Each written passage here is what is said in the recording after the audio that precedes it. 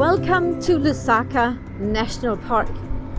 I am right now heading to Milo. Milo is from Serbia but has lived in this part of the world for many years. And Milo is a farmer. He is doing either hydroponic or aeroponic. I'm not even sure I'm saying that correctly, but he is growing salads in a really special way.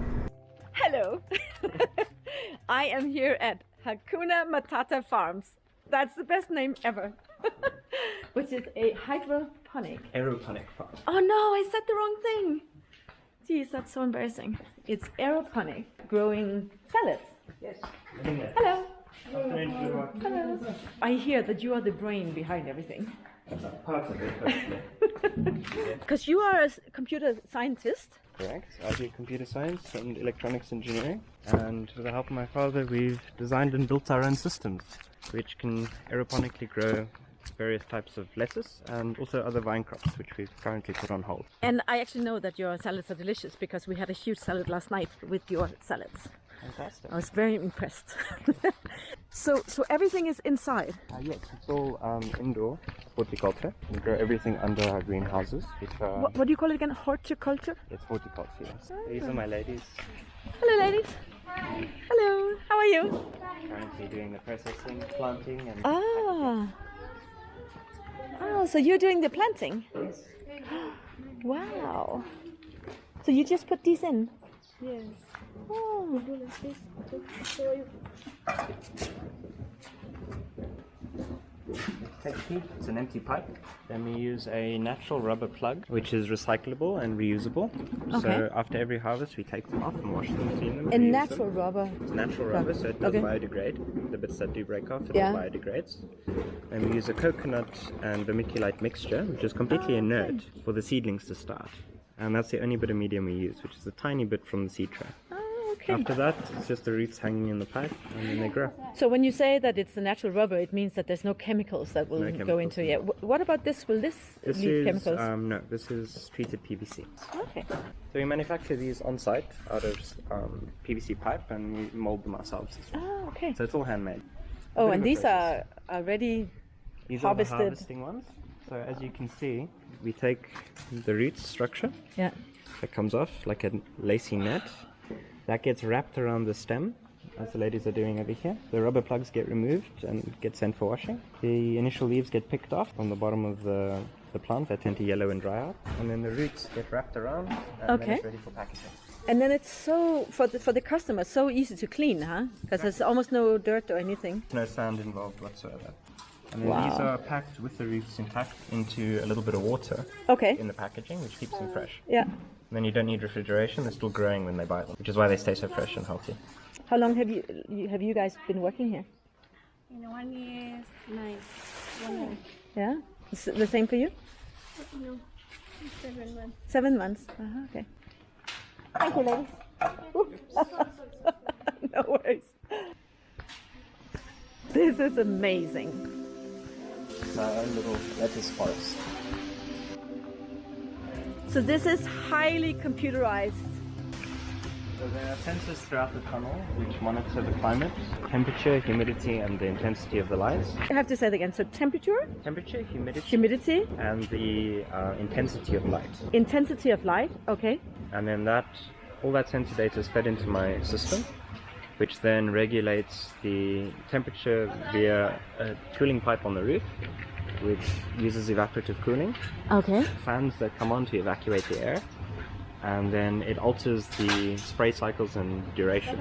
Spray cycles and durations. So how often they get water and nutrients fed into them to keep the roots wet enough, but also not to work too much to waste power You all the time have that balance. So you Constantly want to give balancing. exactly the plants what they need, when they need it. but you don't want to waste water or Waste any power. nutrients or anything or power. So you try to keep that perfect balance. There's a pipe on the ground that takes all of the runoff water, gets filtered and taken into underground tanks, Yeah. which is then repumped back into our system for reuse. Compared to a normal way of growing salads, Yes. how much water do you then save We compared to use that? roughly 8% of the water that you would in traditional agriculture. 8%. What? And a fraction of the nutrients because they reuse. None of it is leached into the ground. So you don't get any groundwater poisoning or nitrogen leaching because we reuse everything. It's constant recycling and topping up. You can say it's mass production of To some salads, extent. but it's sustainable. That's the idea. The Right. long term is to create healthy, clean, sustainable agricultural solutions Okay, let's take it again. Healthy, clean, sustainable agricultural solutions which do not damage the environment which do not damage the environment. and are chemical free. We don't use any pesticides or herbicides on our plants. That's the best mission statement I've heard in a long time. They don't get touched until they're ready to harvest. We use absolutely nothing on the outside of the plant. We only feed them intravenously through the roots directly. What is it? Batavia. Batavia lettuce. Okay. It's the most popular variety right now. So it's similar to an iceberg in its stems, which is a bit crispy, but it's got this frilly leaf on the outside, Right. which is very popular. So these are quite young. There's a 5-week cycle in here Okay. from the seedling to harvest. Will you just look at this forest of salad? So, what is the biggest challenge? I mean, any business has challenges, right? What It would you is. say is what are you looking into now to like improve? Getting sustainable market penetration is probably one of the hardest challenges because a lot of people are unfamiliar with this process Okay. and they don't quite understand that it is eco-friendly and that the fact that the roots are there is a good thing because it keeps the plant alive and keeps it healthier for longer without it wilting, and it reduces the transport and refrigeration costs as well because you don't need to refrigerate a plant that's still growing. So as long as it has water, it's still a healthy, viable plant. So you're actually at a stage where it's the communicational part, the marketing Yes. part, that's the challenge now because the operating the business it's working now. It's working perfectly. And you are conceptualizing this, right? So that you can actually sell this type of farming Yes. as a package, We're currently to other building farmers. a franchise system, right? hopefully to encompass the technology and the inner workings of the chemistry and the business in it as its whole, to be able to give it to other people to also utilize and use in various parts of Africa. So everything is moving now as you were talking. Is that the water coming? That's the water pressure from one of the pumping cycles coming in. Okay. I was like, what's happening? Earthquake. So you can scale this Yes, it scales to very well. beyond your own business, but scale to the rest of the world, basically. Hopefully. Yeah. One of the biggest benefits to this over traditional indoor farming is we do utilize natural daylight. We don't have any LED or supplemental lighting in here.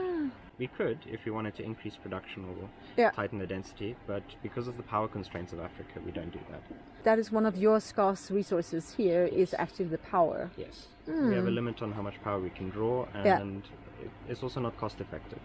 And we have wonderful climate and daylight Yes. in Africa, so Yes. we might as well utilize That's a good, it. but you have a lot of sun power here. So this tunnel is 540 square meters. 540 square meters, just tunnel. Okay. Yes, and it produces in excess of 5,000 units a week, 5,000 units a week. which is the equivalent of around 3.5 acres of land in traditional planting. Wow. It's blowing my mind. Let's continue down here. I want to see more salad types. And I love the whole chemistry, the computer science part of it. And it's just like, it takes all kinds of skills here, right? Oh, definitely. The Yeah. chemistry is one of the biggest challenges when we started. Yeah. Trying to understand what exactly the plants need and when they need it, Yeah. how much. And once we dialed that in through extensive testing, we were able to scale it. Look So at these this are salad. ready for harvest over there. Which Wild ones? rice. These ones here? Yeah. What's the name of this one again? Batavia. Batavia.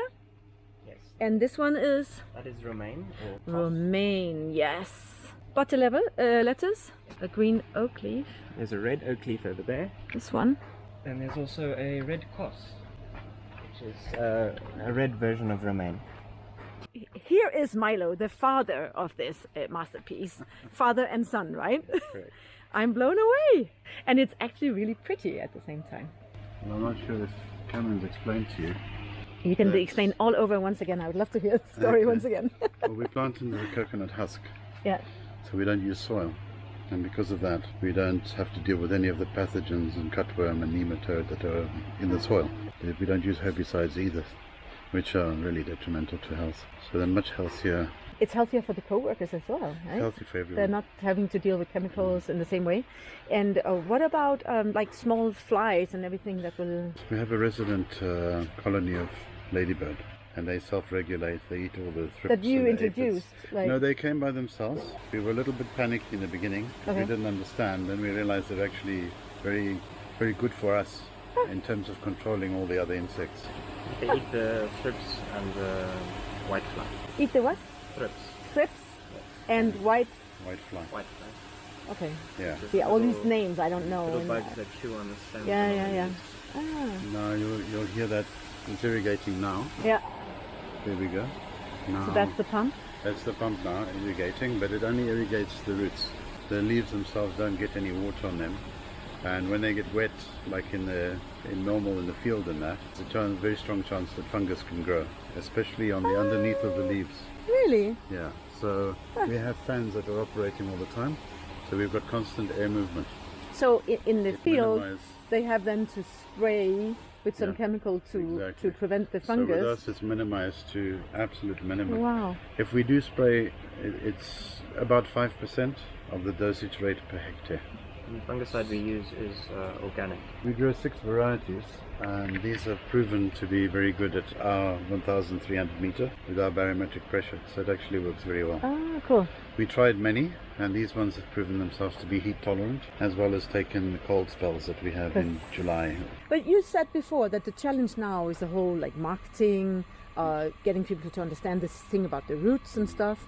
Is that the restaurant buyers or the shopping the It is big picking up, though.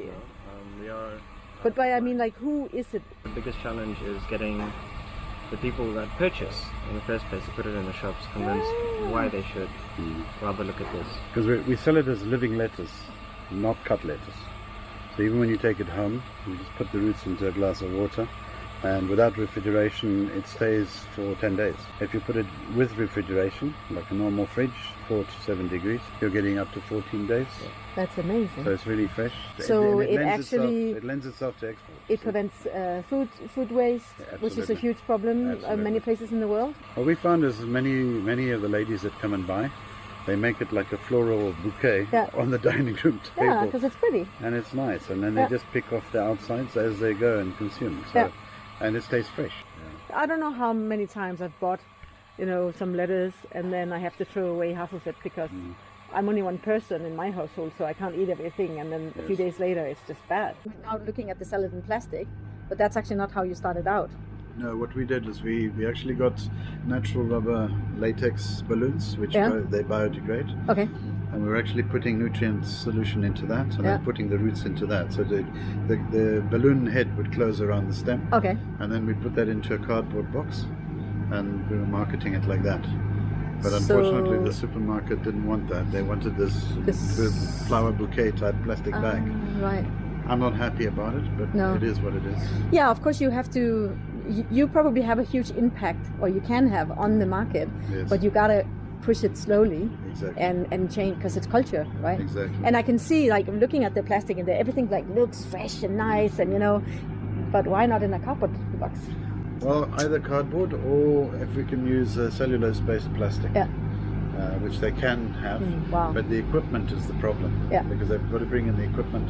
So that's next step, eh? That'll be the next step. If there's enough demand for plastic cellulose packaging, then I think we'll be on the right track. Oh, cool. That we've got a full circle of Then you have the full cycle. Yeah. sustainability. That's Yeah, the idea. yeah. Wow. That and then the solar generation. Yeah. That's our next step. Wow. Is to go there, because then it means that this facility can be put anywhere. Wow. It's not reliant on the grid. Right. What's nice about our particular facility, we're right in the middle of the city, Yeah. so the logistics are much lower, which means our price is much lower. Less transport Everything. on the roads. It's just all the way around. It makes sense, right? Well, we think so. And you're using air Yes. in the height, which also makes sense, Yeah. especially in the big cities Yes. around the world. Exactly. Yeah. Exactly. In Holland, they do hydroponic production. Yeah. And it's like a very shallow swimming pool over hundreds of meters, and they use polystyrene floaters. And I looked at that and I thought, but you've got 6 meters of free Yeah. board that's not being used. And this is why we decided to come up with this system. Wow. Use the space and maximize. That's what we did. Thank you for watching this video of Hakuna Matata Farm with Milo and Cameron. Just blowing my mind with the most amazing farming here. I'm gonna have a salad tonight, I think. Thanks a lot, guys. Thank you. See you in the next video.